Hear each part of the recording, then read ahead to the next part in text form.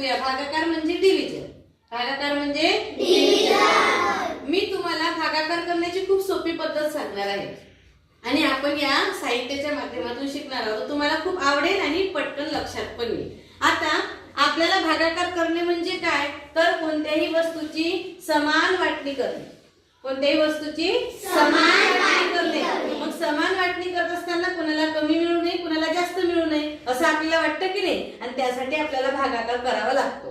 तर आता माझ्याकडे हे जोडो ब्लॉक आहेत ना, दिसले तुम्हाला सगळ्यांना? काय आहेत माझ्याकडे?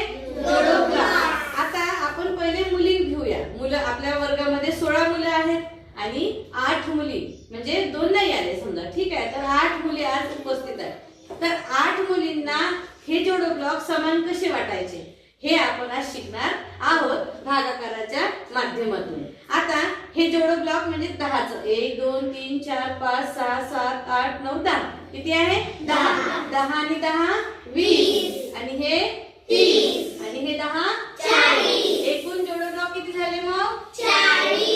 40 जोडो ब्लॉक माझ्याकडे आहे.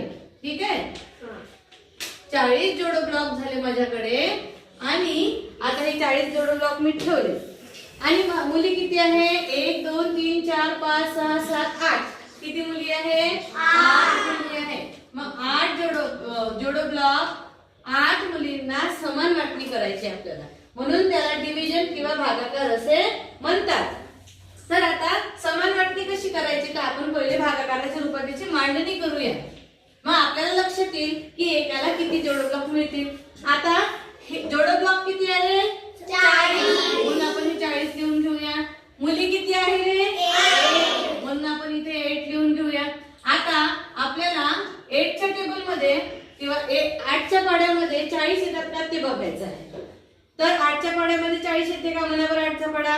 8 1 8 8 2 16 8 1 24 8 4 32 8 5 40. 8 5 40 8 5 40. पंचे म्हणजे 5 म्हणजे 8 5 8 5 8 5 are 40 म्हणजे 8 पंचे 40. आणि आता याची करायची आपल्याला वजाबाकी. वजाबाकी केल्यानंतर 0 आणि 0 मधून गेलं तर 0 आणि 4 मधून 4 गेले तर 0. आता ही वाटणी बरोबर समान झाली का नाही? आता याच्यावरून लक्षात आलं तुम्हाला की एका मुलाला किती वाटणी येते? 5. एका मुलीला 5 जोडो ब्लॉक येते. आता ह्या जोडो ब्लॉकला आपण समान वाटणी करूया. बघू बरं उरते का?